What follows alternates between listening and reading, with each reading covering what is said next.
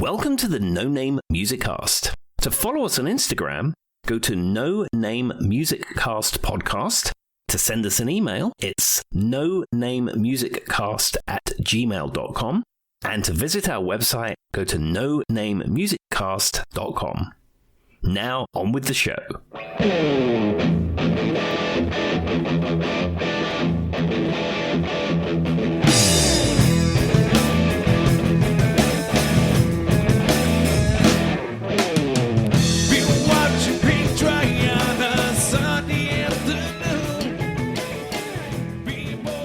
Hello and welcome, everybody. Welcome to the No Name Music Cast. My name's Tim, and this is Joy. And here we are, Friday night, kicking back after a long week of gainful employment, and we're going to be recording a brand new episode for you this evening. This is true. And with that being said, I'm going to start it off with, I have two bits of music news. There's one that I thought was super important that everybody should know. Stevie Nicks performs Fleetwood Mac's Angel for the first time since 1983. Would you look at that? I mean, Stevie Nicks delving back into the catalog. Well, I guess she had a fractured shoulder. Did you know that, Tim? No, I didn't know that. I guess that I did not know it. It said, following a fractured shoulder, the legend returned to the stage and unlist, from Tusk. It said there's no better way than to ring in October than a Stevie Nicks concert. October feels really up her alley. After a fractured shoulder caused her to reschedule her tour dates, the legend returned to stage in Portland, Oregon. And then, of course, she unearthed the deep cut, which is Angel, from the 1979 Fleetwood Mac album Tusk for the first time since 1983. And you can actually find a video of it on Instagram. She sounds amazing, as always. Still got great stage presence and all that stuff. So for those who don't know, in the linear notes of Tusk, Nicks says that Angel was about her bandmate, Fleetwood Mac. Fleetwood Mac, yes, Joy, that's what his name is. Fleetwood. Where the heck did Fleetwood Mac come? Anyway, Mr. Fleetwood Mac. No, that's his name. Just kidding, guys. Not so much my love affair with him, but I always was taken with his style, and in those days he would walk in a room and I would just look up. I still look up when he walks in the room. I could try not to reach out. It's all about him and his crazy fob watch, which I don't even know what that means, and his really beautiful clothes. He was a very stylish individual, and I was just this little California girl who never knew anybody like him. Do you know what a fob watch is, Tim? Yeah, I used to have one. It's a wristwatch where that has a very thick leather strap that's like a fob, and then the watch face itself sits on that leather fob, if you will. Oh, okay. That makes sense. I know what you're talking about. I just didn't know it had that name. All right. She also performed a few different songs. She also has a new song called The Lighthouse, which she premiered recently on Saturday Night Live, and it was her first performance in 40 years. So if you're interested in that, if you go, it is all up. She's got pieces of it on her Instagram. And pretty much most of her singing Angel is on there, if not all of it. So there you go. We are. I do have to say one thing.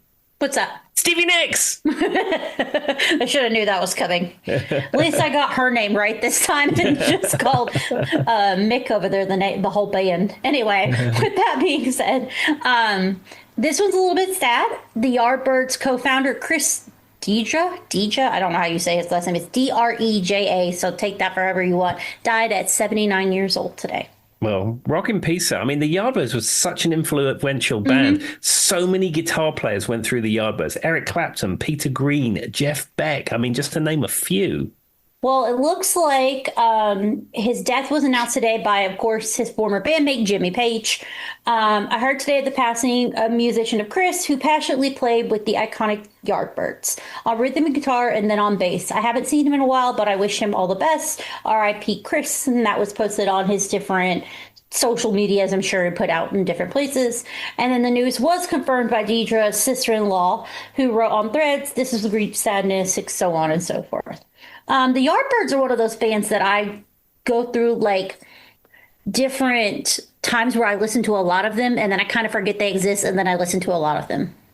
Yeah, so. I mean, I listen to some of their music. It's not an everyday listen, I suppose. But yeah, I'm like you. I mean, sometimes you get on a kick with that.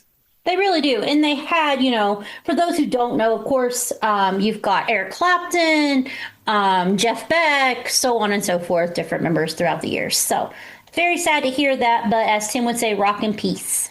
Absolutely. Absolutely. Is that all you have for music news? That is all I have for music news.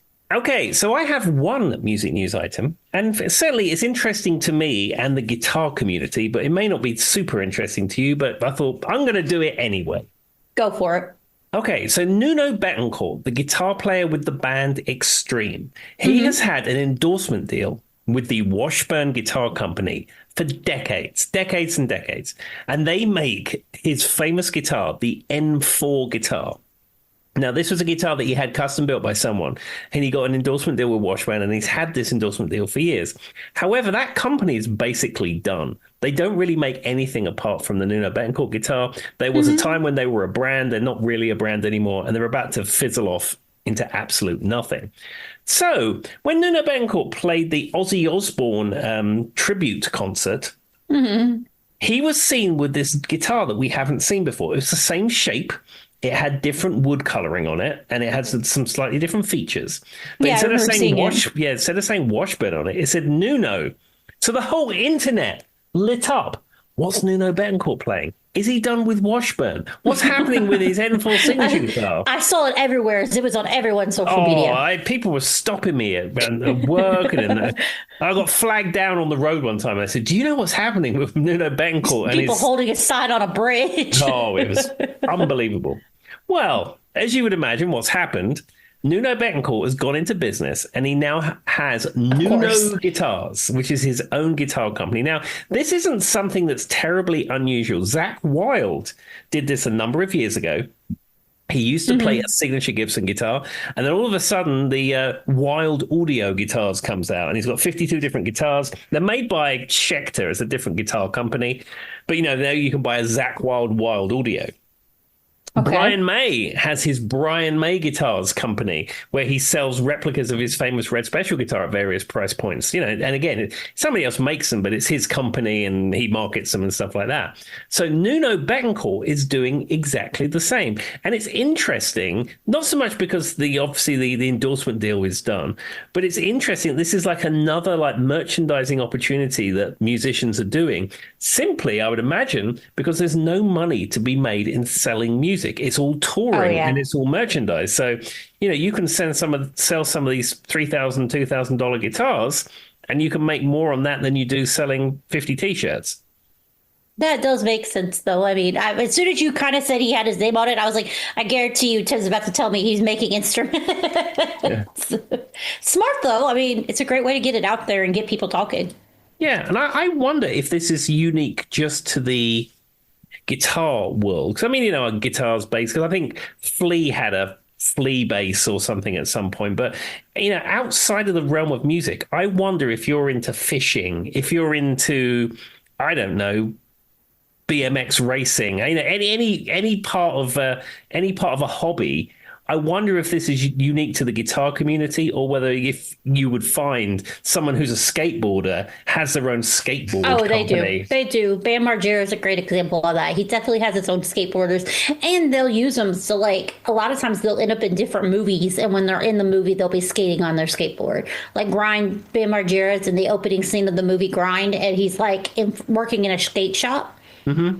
Or not? No, he's not in the original scene. The opening scene, I guess he does walk in. He walks in and signs the skateboard for the guy, or maybe it's another one. But then Bam Margera's in it later, and it's his own skateboard. There's multiple ones that are in there. I can't remember if the person who comes in at the beginning is Matt Wilson or if it's Bam Margera. Both are in the movie, both using their skateboards. But there was product placement throughout that movie. Yeah, I mean, it's just interesting that people would have their own company that manufactures stuff, that they would bankroll their own company. It was Bam Margera, because he hits the skateboard and goes "Bam Special" and hands it to the guy. I remember. I've never heard of this film, and I think I know who that is.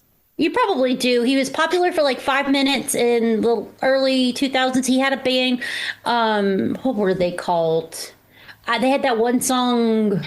They had a heartogram that was their picture. And then they did this song called Wings of something. Charlie likes that song. They only had one album, but he was in music for about 5 minutes. Why can't I think? I got to look that up.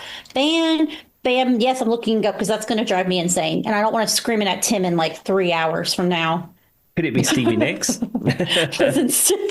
Was in. What band was he in? Oh, him. That's what they were called. They were called him, literally HIM, and they had a little heart as like their symbol or like heartogram or something like that. And then they had that one song that was about something winks. I couldn't tell you any other song. There you go. Well, it's good to know, Joy. That's not someone I'm super familiar with, and I've never heard of the film. Somebody who listens will be like, Joy, it's him. Somebody out there. It's a very niche thing to know, but he was popular for like 5 minutes. Well, I mean, my entire life is knowing niche things, so there were probably That's no true. interest to anyone. It's funny because at work, whenever someone wants to find out a random fact, I think I've gotten like a stamp where they ask me. Like, they're like, one day we were talking about like numbers, and she said, "Well, when did we like come up with these different ways of doing math?" And I said, "Well, it would have to be at some point." I talked about Arabic numbers and different things like that. She's like, "How do you even know that?" I'm like, I'm taking an accounting class right now, and I had to learn the history of numbers, okay? But I'm one of those people, when you learn those facts, they stick in my brain forever, so. Yeah, I just find that it's random stuff that sticks in my brain, and typically my memory is like a steel trap. I can remember so many things. I bumped into an old co-worker a few days ago. This is someone I haven't worked with since 2012, and I only worked with that person very briefly. And he recognized me, and I was chatting to him, and he said, "Oh, blah blah blah." I said, "Yeah, I know you. Your name's so and so." And he went, "How do you know that?" And I said, "Oh, you used to work here, and you did this, and you came from there, and that, and you like popcorn." And he's like, "Hey, do you remember this?" It's just funny because I can do that too. And then, like, I think about my college classes that I took. So, for those who don't know, my degree was in psychology. But the weirdest things that I remember from those classes, Tim, are like these really small, just like factoids that make no sense. Like, I can't tell you anything else we talked about in the class. But for example, one of the things I remember from one of my abnormal psych classes, we were discussing how, like, our brains, we're not that smart, to be honest with you. And we need structure to do things well. And one of the biggest things they did to help people who were in the hospital that were dying during surgery was they made anesthesia machines all universally work the same way. So back in the day, depending on, an anesthesiologist floats between different hospitals, right? Yeah. And so they would be at St. Albans over here, and then they would go to St. Mary's. While they're at St. Albans, the machine turns right, like the dial turns right to increase the anesthesia. Yeah. Well, when they go to the other one, they turn left. And so what was happening is because our brain, we think we know everything, they would go in and they just go with like whatever they think it is, and they were killing patients. So one big thing they could do to fix that is they made all anesthesia machines universally the same. Don't ask me what that's the fact out of that whole abnormal psych class I remember, but that's it. Well, I mean, it's something we haven't discussed before on our music podcast, so I'm very pleased I know that. The other one was checklists. Like, when you go into surgery and they have to follow like a checklist to set up the room and like certain things they have to do, they do the checklist the same every time. And by creating that standard, it like people like dying decreased by like 30%. All it took was because we as humans think we're better at things than we are. That's just part of our nature. And so then we go about it on our own, and we skip things or miss things or don't do things the way we should. Well, there we are, Joy. I feel enlightened on a Friday night. So somebody out there is going, I thought this was a music podcast. With that being said, Tim, would you like to talk about your topic? Okay, so this week's topic, it was like a little thing I was thinking of doing for a while. And I thought, well, Joy will be up for a sort of game, sort of a fashion. So there is a long-running radio show in the UK called Desert Island Discs, where people choose records that they would take with them on a desert island. Now, of course, that is a copyrighted concept on this radio show that's been running for 50 years or something like that. So I wouldn't ever dream of copying that. No, however, what I thought, I wonder if Joy, if she ever got caught on an abandoned landmass in the sea, and I could drop to her some compact discs. And maybe those compact discs would only have one song on each. They're CDRs. And you hope the CDRs don't get damaged by the sunlight. You hope that I have a CD player on said island. Yeah, most islands do. Just putting it out there. Obviously. Most have a CD player of some description, because everyone has a CD player. Could you not just drop me a line and help me get off the island, maybe? Well, this is the first step. Fair. Okay, fair. All right. So I'm calling this episode CDs on an Island. And I'm asking Joy, if she was in those circumstances, she's on a landmass in the sea and it's abandoned, what CDs would she like to bring with her? Or what CDs would she like airdrop to her? And I said each of those compact discs have one track on them. And I've asked her to put together a list of songs that she was like. And I'm also going to ask her a couple of questions towards the end just to wrap the episode up. So the question is, Joy, I'm coming through on my Learjet, and I've got this big bag with all these CDs in it. Which one am I going to drop out the window first? So I wanted to preface this by saying these are in no particular order. And I think that some people will be surprised. My theory was I picked songs that I could listen to endlessly and never get tired of. Okay. These my only, and actually I ended up picking 16. We might not get to all 16 because Tim gave me a 15 number limit, but I added an extra one just in case I can get there. So the first one I am going to pick is, I'm just going to go with Come Monday by Jimmy Buffett. Okay. So I'm not a big... Oh, sorry. Go ahead, Tim. I was going to say, not an obvious pick in the world of Buffett. No, it is not. I'm not a big Jimmy Buffett fan. I do like, a Cheeseburger in Paradise and things like that. But Come Monday, I think is a beautiful song. I could listen to it at any point. Plus, if I'm sitting on a desert island and it's like a Friday, I was thinking if I was going to be picked up by somebody, it would probably be during a business day. So Monday might be a really good day for me. See where I'm going with this now? I could be wrong, but I imagine that more planes are going during the business week. I have no idea because actually flights happen all the time. So I don't know why that would be a thing, but I figure, maybe business days would be easier to get picked up if you're on an island. Also, Jimmy Buffett gives island vibes, so. He does. His entire thing that he created was sort of this island kicking back 5 o'clock somewhere culture. As I said, now his company has those Margaritaville restaurants. His gigs. I think the Coral Reefer Band is still out there playing, I think, even without Jimmy Buffett. They are. And maybe when I get back, somebody could take me to Margaritaville because I might need one after being stuck on an island for however long I'm there. I find it ironic Jimmy Buffett doesn't drink at all. He was very sober, so I find it funny that that he's built this kind of islandy drinking vibe, and he doesn't even drink. No, there's a little clip in, I think it was the most recent Jurassic Park film or the one before. There's been so many, I can't keep up with it, where there's a Margaritaville resort in Jurassic Park, and then sort of the dinosaurs are all rampaging, and it's only a split second, and you see him. He grabs his 2 margaritas off the table and runs with them. It's perfect. All right. Do you want me to pick my next song, Tim? Yeah, pick your next song that you would be listening to on a abandoned landmass in the sea. This one doesn't make a lot of sense if you look at it logistically, but it's a song that I love that I could never get tired of. I picked Money.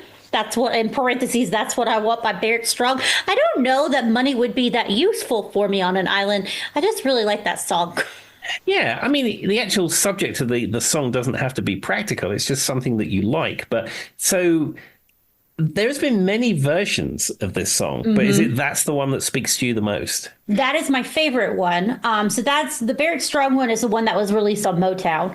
I've talked about they did that one live version at Motown, the producers, when they were doing that Motown concert series we talked about. Obviously, Berry Gordy wrote this song. Well, Berry Gordy Jr. wrote this song. And I love the slowed down version of them at the piano all together. So Berry Gordy and Barrett Strong and then a bunch of other people from Motown sitting around. And they basically just hit on the table to get the rhythm going. And then they just sing it. And that's literally how they wrote this song. I tend to prefer, because obviously there's some whitewashing, I think, that became more popular for this song. We don't have to get into the details of that. But I tend to prefer the Motown version. I think it sells the soul of the song better. personal preference. But I do like both. I do like actually all. There's like what 4 or 5 versions, really. Exactly. I mean, I can see that the Motown would appeal to you because I know that that's something that you really love. I do. I do love me some of the Motown rhythm and blues. And it's what I grew up on, I think is what it is. Both my mom and my dad's favorite music, period, all time was Motown. So I just hear it. And so that's probably what played into this too. If I'm stuck on a desert island, I might need some nostalgia to keep me going. Absolutely. Remind you of the good old times of listening to Motown at the homestead. It's true. And who knows? I mean, who doesn't want money? It's a good song. It really references it. It works for everybody. Tim's trying to buy storm doors right now, so he'd like money. It's true. Well, I've paid a deposit for storm doors. When we moved in, our storm door at the front was not the design we wanted, and the storm door at the back is awful. Like it's not falling off, but it's not far off it. And for those of you who don't know, no, for those of you who don't know, in the United States, it's very common to have 2 doors on your property. The big, heavy locking door for your front door, and then like a glass panel or ventilated panel door, which then goes outside of it, which doesn't actually seem to serve a great deal of purpose, but everyone has them. So we're going to change the front one so it's completely glass, and then the back one so it's completely glass too, replacing the aluminium one that's damaged. So that's not terribly rock and roll. I mean, it wasn't that long ago that I'd be spending that kind of money on some great guitar I wouldn't need, not doors. So when I grew up, we would always call them screen doors. Mm-hmm. And I imagine it's like they were fixtures in America a lot before air conditioning was a thing. Mm-hmm. So you could like so you can like, literally, it's almost like a window, like the screen of your window. You can like pull up on a lot of the old ones and there'd be a screen there and you could let the air in. So I think that that's where they kind of came from, is the idea was they were popular on like those big southern houses before you had AC. Yeah, I mean, I pulled all the screens out of this house, the screens in the windows, the whole lot, because I just think they're dust traps and you can't see out the window properly. So I just got rid of them. It's interesting to me. I guess I had never really thought about it because we have a screen door here, but I had never really thought about the fact that you don't really see screen doors outside of America, do you? No, I'd never come across that before I lived here. I was trying to think of like, I mean, it's not like I've spent too much time in other places, but yeah, I've never seen a screen door anyway. And you don't see them on every house, and you definitely don't see them in like apartments or anything. It's more just like a lot of the older houses. And it is nice though, like if someone comes to your door, to be able to open the inside door and have like to talk to them without having to open your door if you don't know who's there. Yeah. I mean, some of my neighbors have them. Some of my neighbors have pulled them out, but we decided to keep with it. We thought it would be nice to have the same look, but have them brand new. So thank you, National Door and Window Christiansburg, for your competitive quote. I've already paid the deposit, and apparently it has a 4-week lead on it. Fair enough. All right. Well, now that we've taught everybody about what screen doors are for, whether they wanted to or no or not, now they know. The next song I am going to pick I put it on here for obvious reasons. We don't have to talk about it in detail, but I put Night Moves by Bob Seger. Yeah, I mean, this is a classic. This is something we've discussed many times. And something we've actually said over the years is what we consider a perfect song.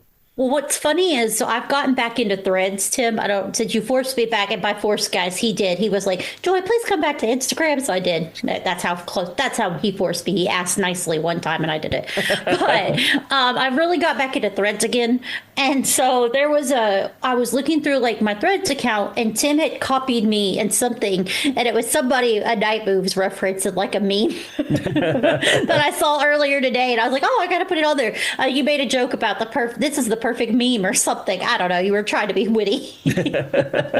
See, I was an early adopter with Threads. I really loved it because I used to be into Twitter, and then when that changed ownership, I didn't want any part of it. So I closed the account and I got involved with Threads.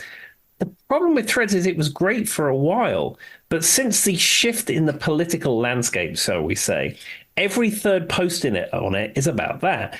And I don't always want to see that. And I've got so many keywords blocked, yet it just gets through continually. And it's depressing to read. I want to see creators. I want to see funny people. I want to see people talking about their cat. I want to talk about people, making comments about gigs they've been to, musician things, anything. Mm-hmm. I just don't want to see that post after post after post. And it's tiring. And I just haven't been on Threads as much. That's one of the reasons I like Instagram, because my feed is very well curated of things that I like, manufacturers I like, creators that I like. And that stuff doesn't come through to there. So I find that Instagram is a lot less toxic these days. Well, there you go. I don't know. I just recently got back into Threads. Mine's been okay. I mean, there is some political stuff on there, but I've gotten a lot of musicians. I've gotten a lot of cat pictures, as Tim said, and different things like that. I don't know. I just recently picked back into Threads, and I thought it was funny that that was on there. Because I was just like, I don't even remember what I was doing here. And one of our listeners was talking to me on there. We were playing a trivia game back and forth before I left. So if you're still listening to it, sorry, I'm back. I forgot about her. The other thing I read is that apparently Threads has surpassed what's now Twitter in monthly or weekly users. So, I mean, it is becoming a thing. And I think your music news item about Stevie Nicks, you actually made a comment that was posted on Threads. Yes. And so I think so. Because I will say, and they've kind of updated the algorithm probably since you've been there, and it looks a little different. It's even more, you can like add a topic now. Like you could write like add, I don't know, Jimmy Kimmel, right? And then like, or you can click into that topic and only see things on that topic. So you can really like block out stuff you don't want to see or go into things you want to see. Absolutely. I mean, I dip my toes in there. I haven't posted on there routinely for a while. I dip my toes in, but the second minute of scrolling, I'm just like, I just don't want to see this anymore. And then I just go through trends where like I get into like the one that I tried for a while was Blue Sky, and I'm not super big into what Twitter was originally, to be honest. Sometimes I feel like people think they're more intelligent than they are on written based format. I don't know. I loved Twitter. Twitter for me was the perfect platform.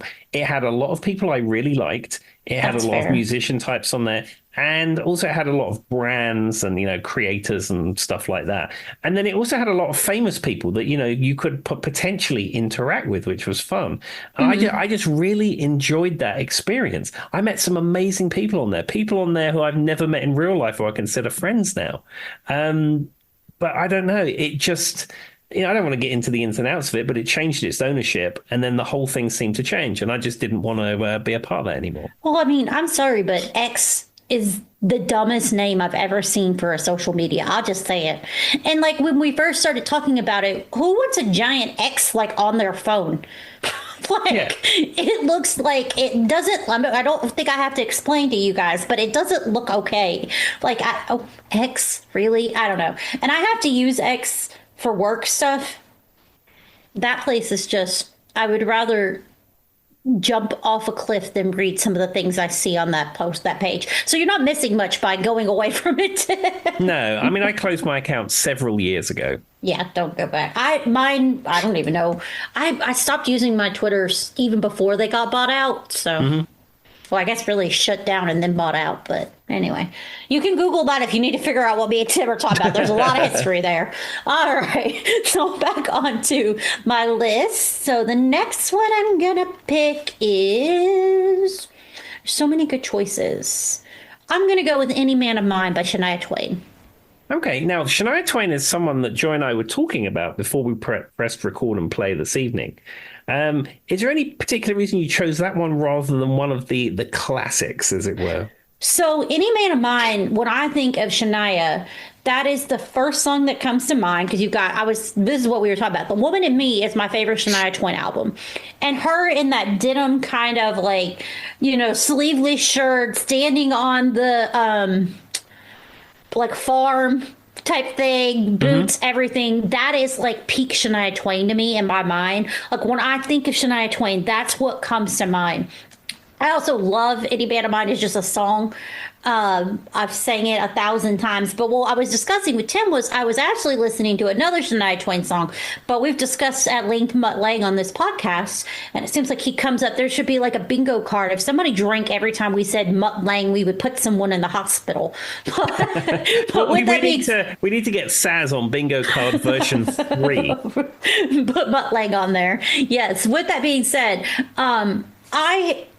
now that I hadn't listened to Shania in a while, and I was listening to it right before we popped on, and I was kind of singing as Tim entered the thing because I was playing around, like listening to music, and I realized he almost sings louder than Shania Twain on these songs. Like he's supposed to be the backup singer, but when you hear him singing the harmonies on the chorus, he is almost louder than her. Yeah, because I mean, he's Mutt Lang. He's a super producer. He's the backing vocalist to every single Def Leppard song ever. I don't know. I don't think it's an ego thing. I just think it's a production thing. I mean, he does have a great voice. Yeah, I think it was probably when he was mixing it. He's like, well, I think it sounds better this way. I don't think it was necessarily an ego thing. No, and he does a really good job. And this is going to sound weird, but if you kind of know a little bit about music, sometimes the visual works. The layering he does so perfectly. When I say he's layered on top of her, it really sounds like, I know you can't hear sight, but it's literally like he's the top. Do you know what I mean, Tim? Like he does such a good job with that harmony where he's the top harmony. And for what it's worth, his voice with Shania's is probably, he does sound good, period. But his voice with hers, I think, goes the best of anyone I hear him sing with. Yeah, I mean, period. Like Def Leppard, he's basically singing all the backing vocals. Mm-hmm. But yes, the way he blends with Shania Twain is absolutely fantastic. It's perfect. Like it's almost like, and I know obviously it was crafted in a studio, so it was made that way. But for whatever reason, when I hear him with Shania, I think it works beautifully. And they seem to have, obviously, they were in a relationship for a while, some chemistry there, so that might contribute to that. That might be a shocker to anyone who didn't know. I'm not sure, but they were in a relationship. He did leave Shania Twain for Shania Twain's best friend. Who would leave Shania Twain ever? Period. I don't know. I mean, but the thing is, I mean, you see Shania Twain and she seems cool and she's singing her songs and she seems like a fun person. I don't know what the day-to-day life is like living with Shania Twain. She may not be as fun to live with. It could be him. I don't know. I mean, the song Any Man of Mine could tell you that she's very particular about men that she dates. And then there was another one where she told men that they don't impress her very much. So, but I mean, I just can't imagine leaving Shania Twain for anyone. I would tell my husband if Shania Twain wanted to marry him to leave me to go to Shania Twain. What are you thinking? Get out of here. Go. Like, come on. She's especially peak 90s Shania. Are you kidding me? Yeah. Perfection. I mean, she was a very amazing woman, talented, beautiful, the complete package.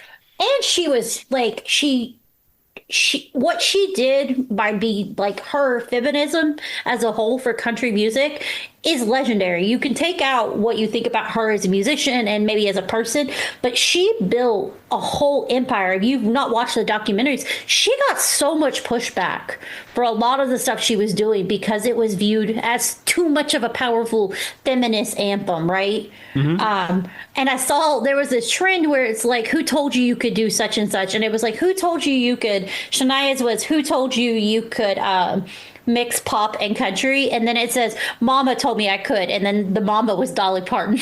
Oh. And that was like a trend people were doing. Who told you could do such and such? And Mama told me I could. And then they point to like their idol or whatever. And she did that with Dolly. And I thought it was super cute. But take out anything you think about her as a musician. What she did for country music was huge. She is a feminist icon. And I was watching that. There's a really good documentary that came out on her recently. And, you know, she talks in length about how much they did not want to put out some of her music because it was viewed as anti-men or against men or whatever you want to put it out there, which is stupid because it wasn't. And anyone who saw it that way. And then, of course, you know, her iconic moment is when she flipped the switch with the Robert Palmer video where she was the one singing and the guys were the ones in the background for Addicted to Love. And she had to fight tooth and nail to get that on the air. Yeah, I mean, so an absolute icon. But as I said, all of that is true. But also the day-to-day living with Shania Twain, she might not be fun. I don't know. Any man of mine better walk the line, better show me a please and squeeze and kind of. I think she's telling you in the song. I need a man who knows how the story goes. Just saying, you could be onto something. She is telling you that in the song. All right, let's pick another one. This one is strictly because I like this song. There's no real logical reason. It's fun. I enjoy this song. I've talked about it many times on here. I picked Dr. Jones by Aqua. Yeah, this is a fun song. So when you're on this abandoned landmass in the sea, I can see that, maybe on a Saturday night, you decide you want to dance around the campfire, maybe. I don't know. And I can see that you'd want the Aqua's Dr. Jones. And that original Aqua album, the blue one, where they're looking up, I know you know what I'm talking about, Tim. Mm-hmm. That album was one of the first albums I ever owned. From 1997, and, they're like Danish, I think. Were they Danish, Tim? I think they're Danish. They're Danish or Swedish. I think they're Scandinavian of some descent. Don't come for us, internet, if we're wrong, but something of that nature feels like what they were.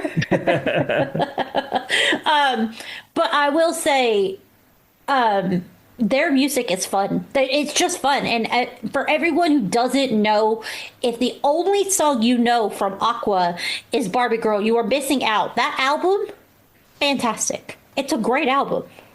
Yeah, I think in the realm of late 90s, early 2000s, pure bubblegum pop, if you want to call it that. Mm-hmm. I think that really does get it done. And as you say, this isn't really my kind of music. I mean, I like Barbie Girl all right and Dr. Jones is all right, but I've heard that album and every track is like that. And it is fun to listen to. Well, I mean, I think it's peak Euro dance pop, whatever you want to call it, right? Euro pop. But yeah, whatever Tim just said.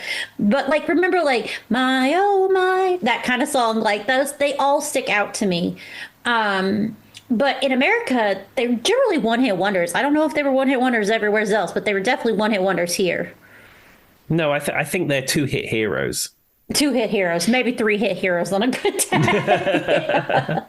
I mean, obviously, everybody knows Barbie Girl, which, by the way, people got upset when the Barbie Girl movie came out recently, which I like the Barbie Girl movie. I know Tim doesn't is not big on movies, but I did enjoy it. Now, with that being said, they kind of sampled this, but they had another song in it that they used. But that movie was marketed for younger girls and towards like a younger generation and things like that, that you could take it family friendly. Barbie Girl is not a family friendly song. If you actually listen to the lyrics of that song, it is not a family-friendly song, so I understand why they did not use it. Yeah, I mean, you have to think of the market that they're going for. I do know one thing about that Barbie film. It's that the particular shade of pink they used on set is like whatever the Pantone color is or reference or whatever. They got all the paint from a paint supplier and they wanted it in this particular pink. So they were painting cars and they were painting sets and they were painting houses all in this pink color.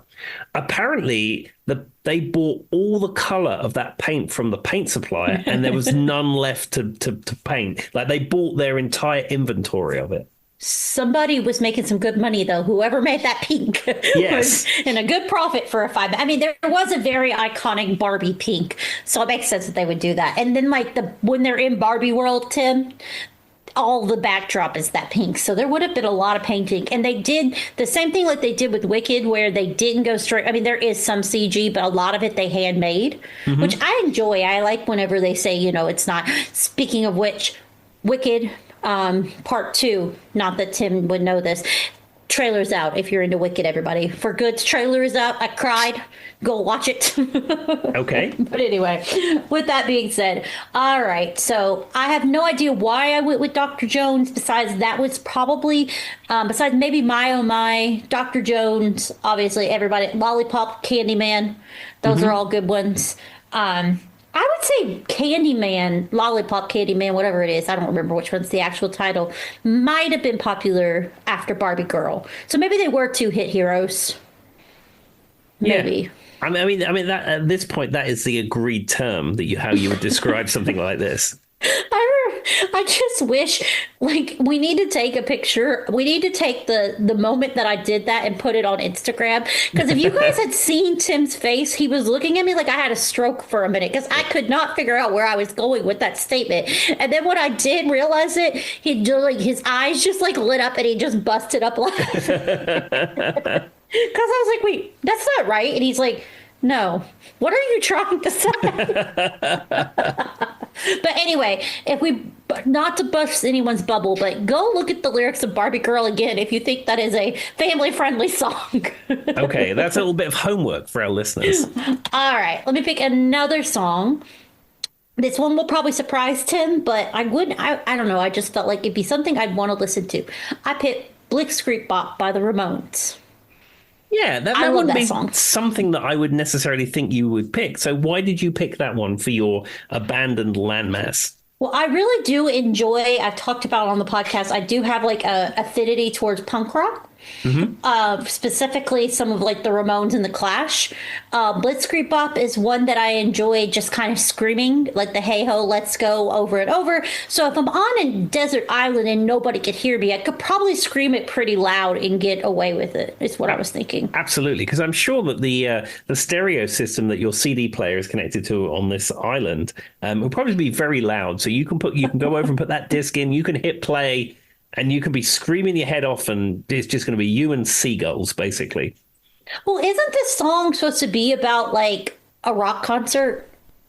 I think so. I've never really looked into the lyrics. I think the song is supposed to be about like concert hype. I think I've heard that because I think originally I thought Blitzkrieg was going to be something as a reference to like World War II, but they came out and said no, it's not. And if I remember right, it's supposed to be about like a rock show, like just like that kind of energy you get at a rock show. So it really plays into that's why the "Hey ho, let's go" is the way it is because it's like a chant, obviously, and it's supposed to be like playing into that like rally cry. So. Yeah, there you go. All I know about the Ramones is that when we had Rough Justice running in its second incarnation, the drummer, the Mighty Mammal, not his real name, Shocker. Had a Ramones T-shirt that said "Hey ho, let's go" on it. I mean, I thought you were going to say that Joey and Johnny Ramone want to be sedated or something. That's where I thought you were going with that fact. I love how you're like, not his real name. I'm like, shocker. I swear, it has. I don't know if it's a strictly UK thing, but every band Tim's ever been in, they've got some really interesting nicknames. I think it is a Rough Justice thing, and it's sort of spread because, like, when I joined Rough Justice, everyone had to have a nickname, and I think it's spread from there. But like, everybody seems to have done it for some reason. I mean, I think it may have tailed off a bit. In my recent UK trip, I maybe saw Ian and Andy and Lee and Aslan and co. People with just normal regular names. So there wasn't like Smelly Bob or stuff. You guys are all adults now and stuff. I And mean, it could be. It could be that's what it is, but I don't know. I don't know. It's just very interesting because every time Tim talks, and sometimes he comes up with a new one. I'm like, where did that one come from? Well, the Mighty Mammal, that was the drummer in Rough Justice, second incarnation. Mighty Mammal, the Stoner, Dangerous Dave, Hog. Okay. We had the Spaceman on the keys for a while. I mean, Is that a reference to also being on high? no, he was just like a bit of a space cadet generally. So we called him the Spaceman. I think his name was I mean, I Gap. assume Stoner was a reference to that. No, that was his real name, Mike Stoner. No, that was his real last name, Mike That makes it even Stoner. funnier. You just called him Stoner. Okay. Yeah, Well, because we called him the Stoner. But I mean, I yes, took it a different way. his real name was Mike Stoner. In fact, breaking news, I Okay. was talking to Hog today about potentially doing a Rough Justice reunion next year, potentially traveling back to England, doing the 30th anniversary concert for Rough Justice. It's Hot sort off of a the rough tracks. 30th anniversary that maybe the maths is a bit shoddy, but it's close enough. And Good enough. thinking about putting the band back together. So he'd been proactively contacting the various members of the band to see if there's interest in doing a one-off. And he contacted Mike Stoner, the Stoner, who used to work for the Yellow Pages. He ceased working for the Yellow Pages, and he retrained as a magician. And he was a magician What? for a number of years, doing magic for like parties and events and corporate functions and stuff. So he was very much into being a magician. But I haven't heard from him for a while. And Hogg contacted him, and he said that he's now retired. Maybe he was a really good musician. Yeah, probably was. He was a great magician, as far as I know.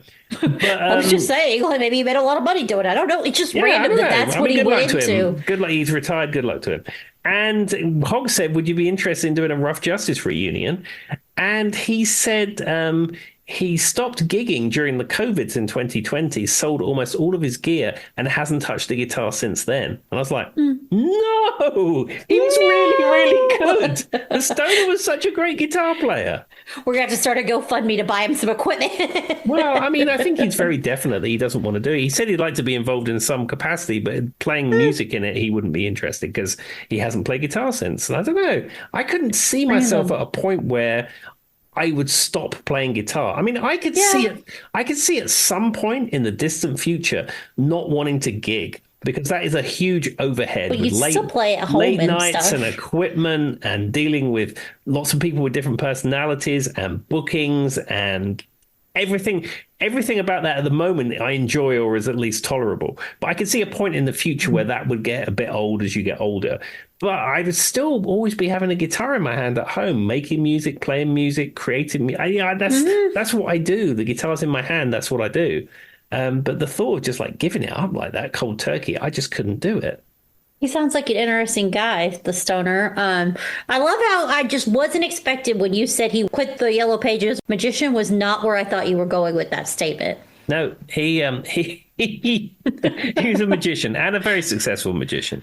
I don't know. Maybe he'd always just had an interest in it. We never knew.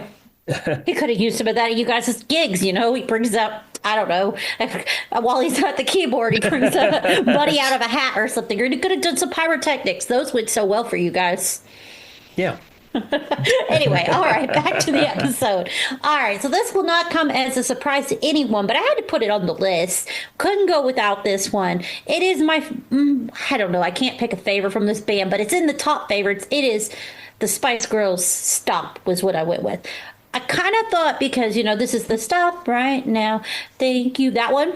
Yep. They have the dance to it. So if I got bored on the island and just needed some physical activity, I could put it on and at least do the dance because that dance is permanently in my brain forever.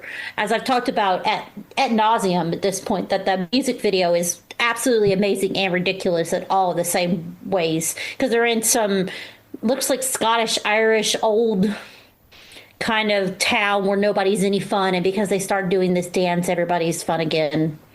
It's a very cliche music video, but it was iconic and it does stand out to me. So you would pick that over Who Do You Think You Are? Because I mean, that is my favorite Spice Girls song. It was a hard one, Tim. I looked at quite a few Spice Girls songs, but I went with Stop.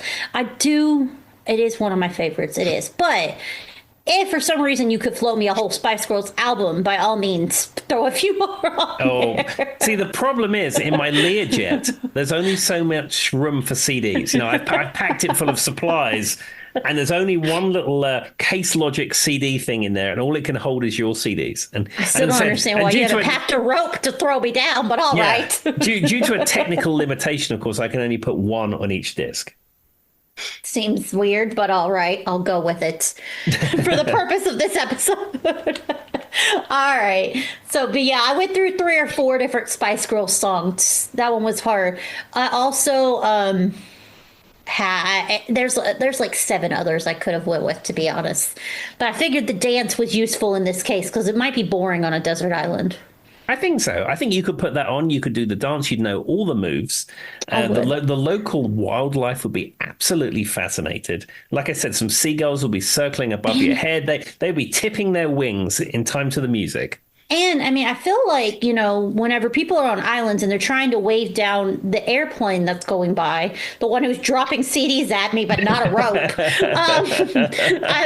the dance might catch their attention. I mean, it's possible. It's very possible. But then again, you'd have to wait for the CD to drop terminal velocity. So it's going to take some while. And then you're going to have to put it in. You might have some sand. You have to blow the sand off. Put it in your CD player, press play, wait for it to spin up and read the table of contents, and then start. So by that time, I think the private jet may have... Well, hopefully another one, a helicopter's making its way by, or a cruise ship or something that notices a person going delirious on an island dancing to the Spice Girls. So with that being said, that was why I went with that one. It was hard, though. If you guys didn't know, I like the Spice Girls. I'm not sure if I've made that clear on this podcast before. I think you may have mentioned it at least once before. All right, so we're going to go back to another one that I picked. And this is strictly because I do love my Motown, and I would need at least a few Motown songs on this to get me through however long I'm stuck on this island. So I picked Cupid by Sam Cooke.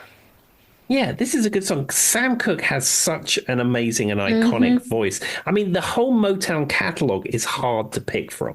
I mean, It is. like I'm sure if you look at like the greatest hits of Motown, and then you see, oh, there's 150 songs here I need to pick from. But why did that one speak to you? This is like, so for Sam Cooke, first of all, I love his voice. You are correct. What I like about this song, though, particularly, and why I picked this one is, you know, he is the king of soul, but I like that back and forth where it's like, Cupid, please hear my, and then he kind of like goes back and forth. And no, I don't mean to bother you, but I'm in distress. I think it's very iconic of the storytelling that a lot of Motown songs did. And this one's like a perfect example of that back and forth. And some Sam Cooke songs get so overplayed.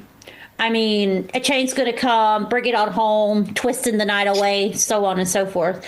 Another Saturday Night was up there too. I thought about Another Saturday Night. I don't think you hear Cupid as much. And it's one that I listen to regularly now as it is, so I know I wouldn't get tired of it. I think if A Change was going to come, I would probably get tired of that one.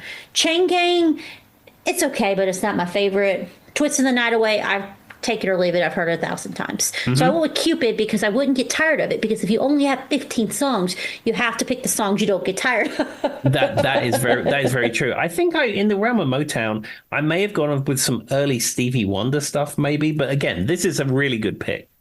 Well, there might be a Stevie Wonder song on here somewhere too.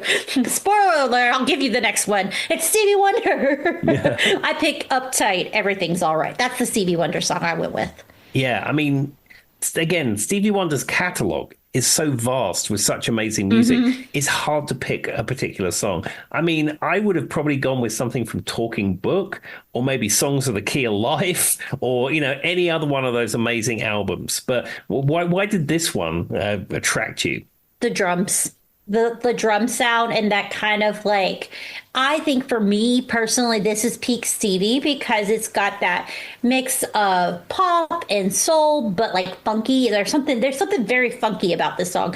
And that's what I like about Stevie is he has that ability to do a little bit of all of it. Yes, he's R&B. Yes, he's soul, but I like the drums and the upbeatness and like the funkiness of this particular song. This is a song that I listen to now probably at least once a week, given. I absolutely adore this song. I mean, I adore every song Stevie Wonder did, but this particular one stands out to me. And I have told this on this podcast before, but my dad actually saw Stevie Wonder when he was only 15 years old when he first started performing. Yeah, because he used to be called Little Stevie Wonder in those days. Dad said nobody knew who he was, and they were just happy that they got out of class to go see somebody perform. And looking back now, he's like, "Man, I missed an opportunity, didn't I?" It's like we kind of weren't really that paying much attention. It was just a kid on stage playing. It's like we didn't think much about it. And he was like, you know, it was iconic little Stevie too, you know, glasses and all, reading with Braille. And he's like, Dad always laughs about it. He's like, I don't know how we didn't even register with us. And then I remember he says he remembers like later seeing him on TV going, hey, wait a minute. That's that guy. Now, also, this one is the first single, I can't say the word single, that Stevie co-wrote himself. I do know that. So I think that contributes to my love of this one. It's kind of like for him, it was like his first real song he put his name on as far as writing goes. Ah, interesting. I mean, because later on in his career, he was famous for writing all of his songs and creating all these sounds on synthesizers, which was something that no one had really ever done before. He owned the first Moog synthesizer. Yep. And what's funny is, so our listener and who was on one of our episodes, Phil Reese, he was showing me some guy that he really likes to watch on YouTube who like breaks down and analyzes like every little bit of production in songs. And it was Superstition, and the Moog bass on that is so interesting to hear when you just isolate it, because I will say I felt guilty originally. I know this now, but when I first heard the song, I wouldn't have known it was a Moog bass. I would have thought it was an actual bass.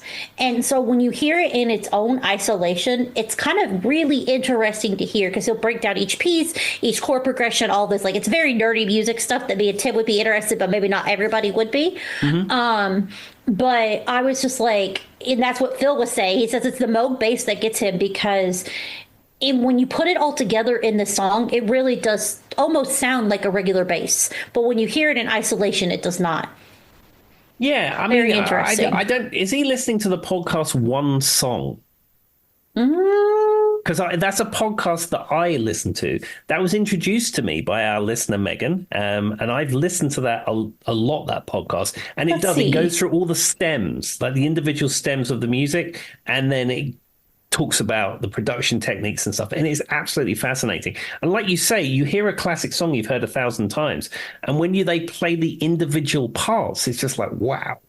Well, and it also like blows my mind because this is where the interesting part. I'm scrolling through our messages to find where he sent it to me, Tim. It was a guy. I don't know what his name was though. Hang on. Tim was just like, and Tim. Bill was just like, you have to listen to this, Joy. Oh yeah, there's where he said 2-hit horror shows. That's what Tim calls them, or Phil calls something in Joke to My Heroes. I don't. Oh, we were talking about Creed. Oh.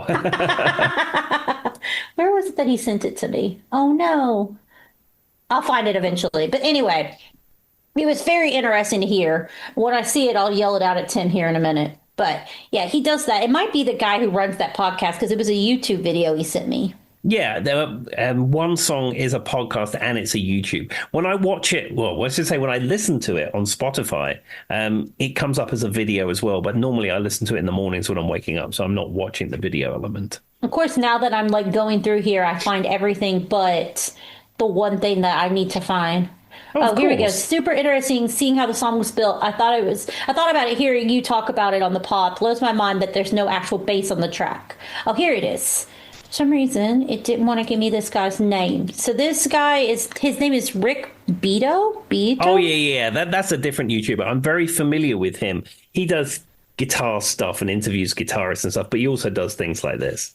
There you go. And I think it's Rick Beato or something like that. He has very white hair, like extremely white hair. But anyway, it was interesting to listen, and he does a good job of like showing you like the chord progressions and stuff because his keyboard's right in front of him, and he has about 1,000 guitars behind him. So there we go. Anyway, he's probably got some good money. All right. So with that being said, we got a few songs left. I'm trying to figure out which one I want to talk about next. Let's go with this one. Probably will surprise everyone that this is on my list, but it would be one I would want to take with me.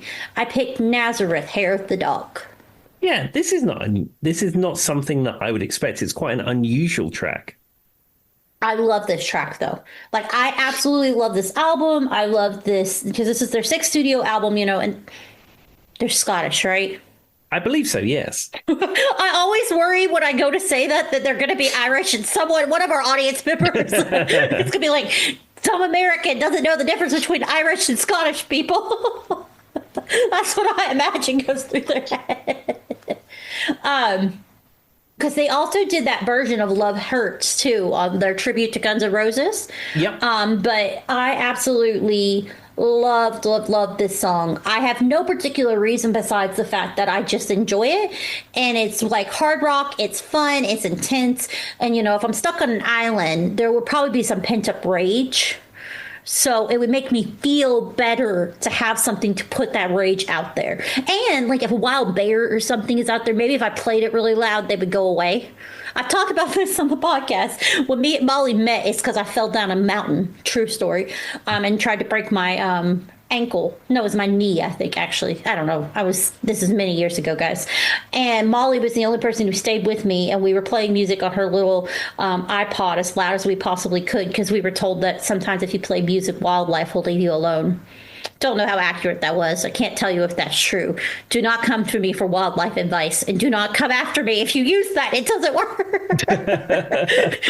We were only 18. We were trying our best.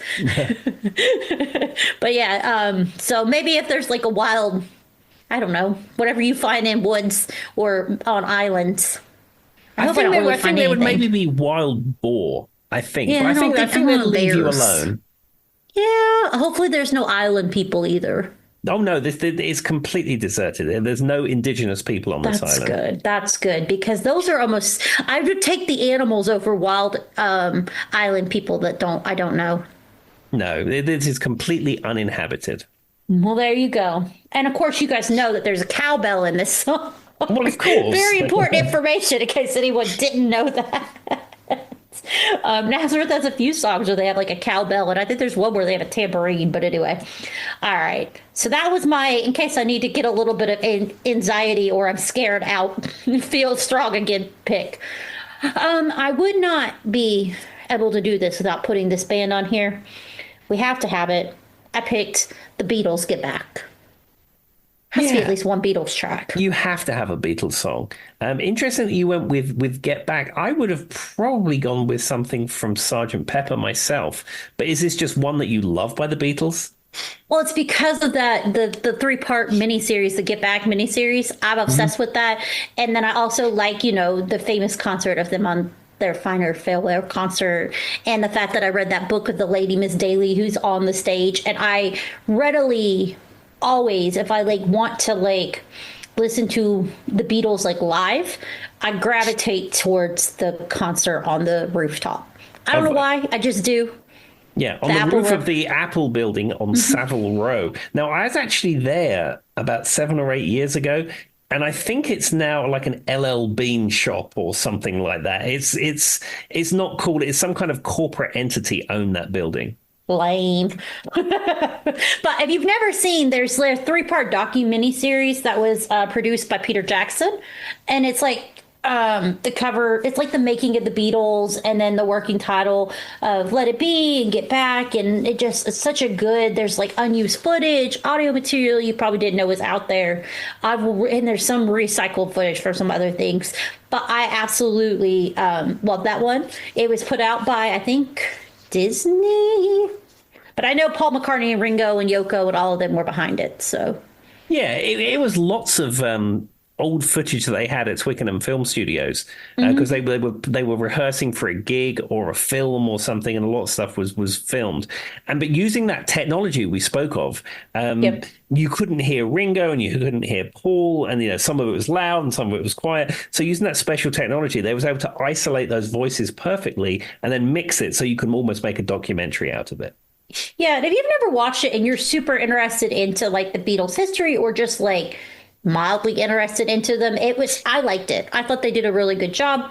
I thought that I didn't see it I think it might have went into theaters for a little while, but I didn't see it in theaters. I saw it after it was available on some streaming network that I can click on my TV, whichever one. I don't know which one. But probably Disney Plus, because I think it was Disney that had it. I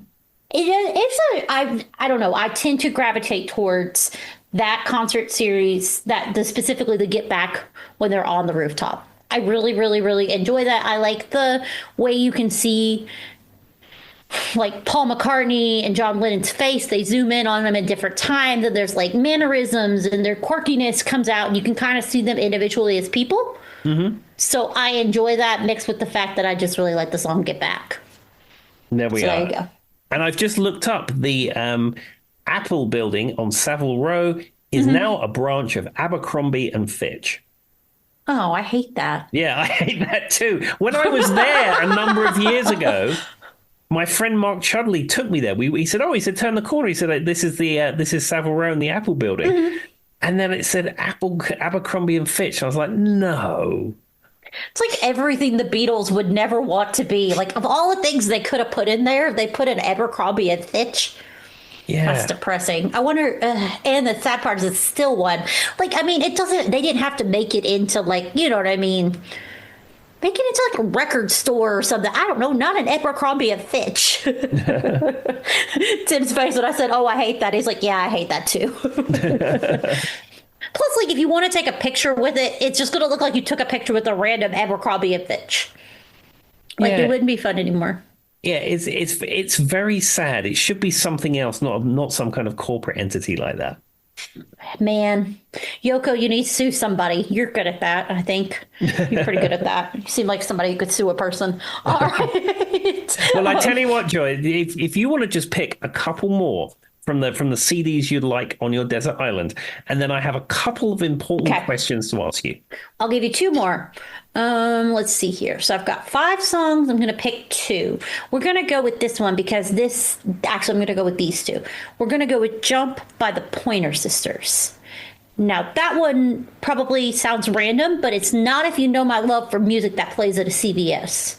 Yeah, Jump by the Pointer Sisters is probably my favorite Pointer Sisters song. I like Neutron Dance is really good, but I do like this song.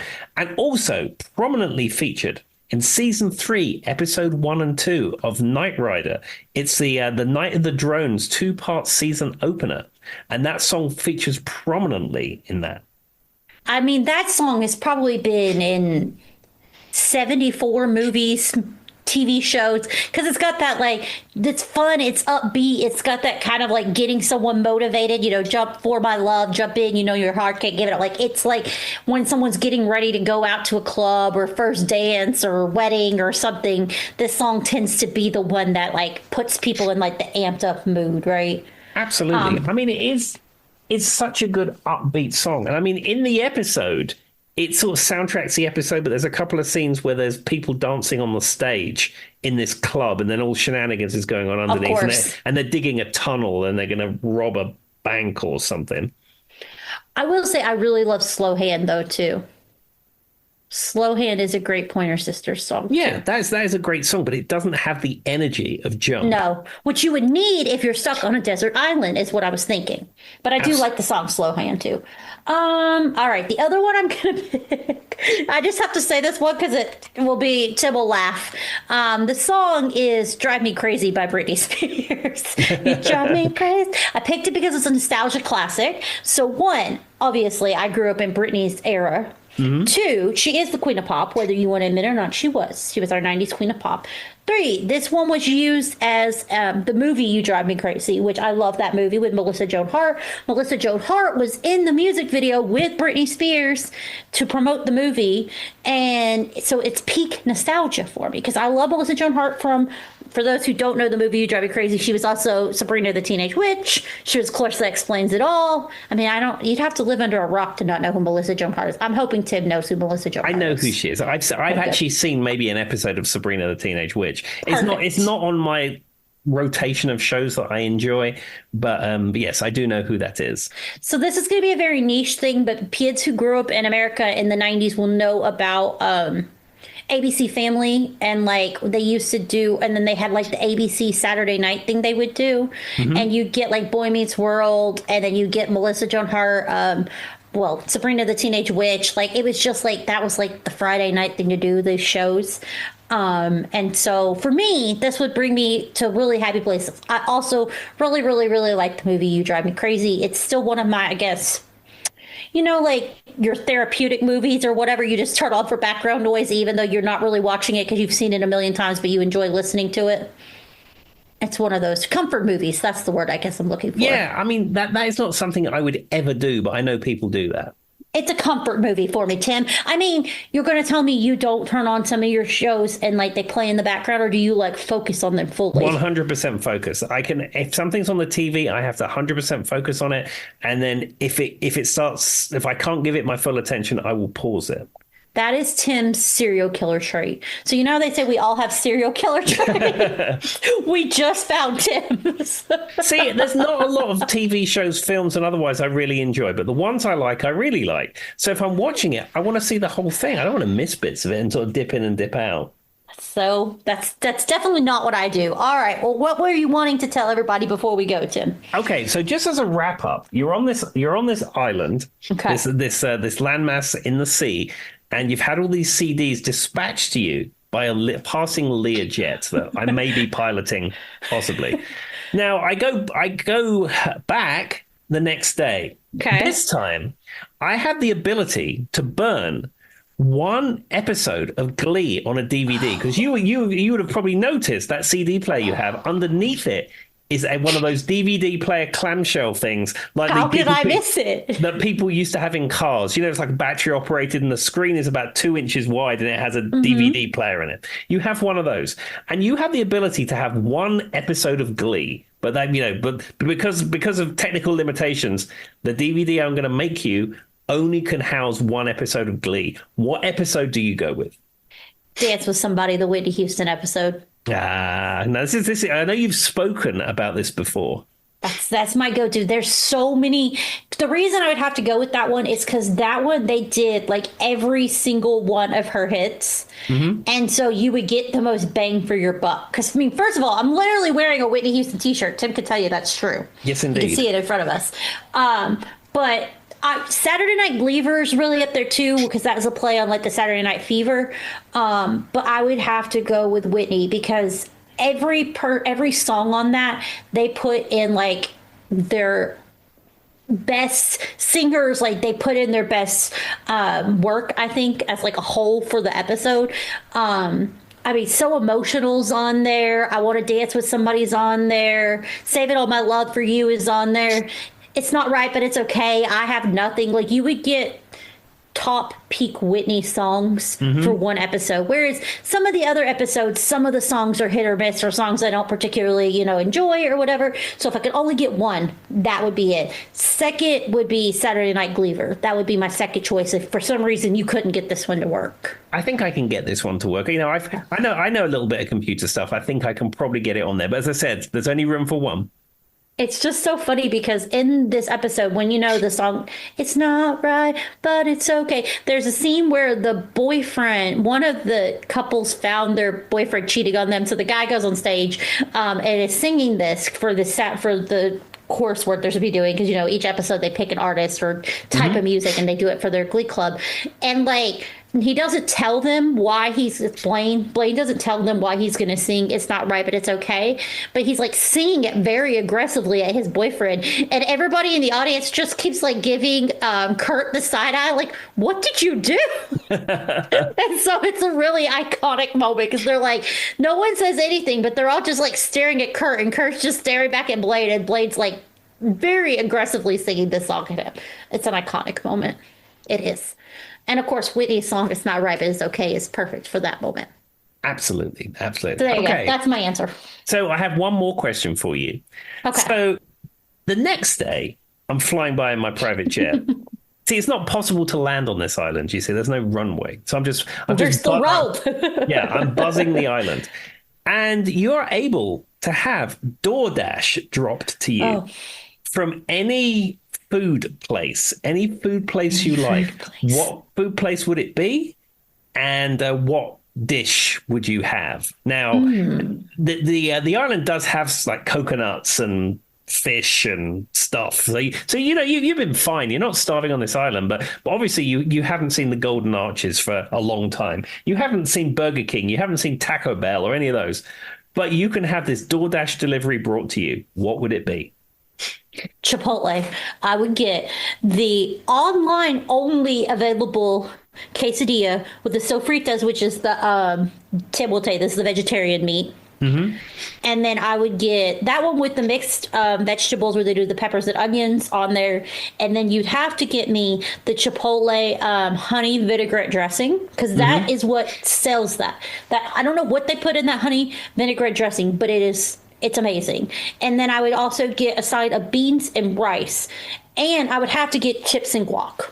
Yeah, you can have that because that's classed as one dish. So yes, I've had the online only quesadilla from Chipotle, and I can confirm that it is incredibly delicious. As soon as I was trying to think of something that I didn't want to do like a niche restaurant no one like outside of our area wouldn't know. So if I had to pick like a wide scale. Plus, I mean, nothing in that would really go bad if it wasn't refrigerated. Like you could keep it in a bag to keep it warm. Where I don't eat meat, you don't really have to worry about giving me too much food poisoning. So since you got to fly it from America to drop it off on the island, and you can drop off Chipotle, but you can't throw a ladder, rope, or anything. But yes, that's what I would go with. What would you go with, Tim? I really don't know. Pizza, maybe? I don't know. I'd have to give it some thought. Sheets. Sheets. Yeah. Anyway, all right. Was there any other questions or concerns for the people? No, I just had a couple of things to close out. Okay. One, I'd like to think some positive thoughts to a friend of ours called Jenny. I'm not going to go into it any further, but we're just thinking positive thoughts for her. Yes, I agree with that statement. That's all I have, other than be kind to everyone that you meet. I agree. Bye-bye. Bye-bye. To remind me of another day to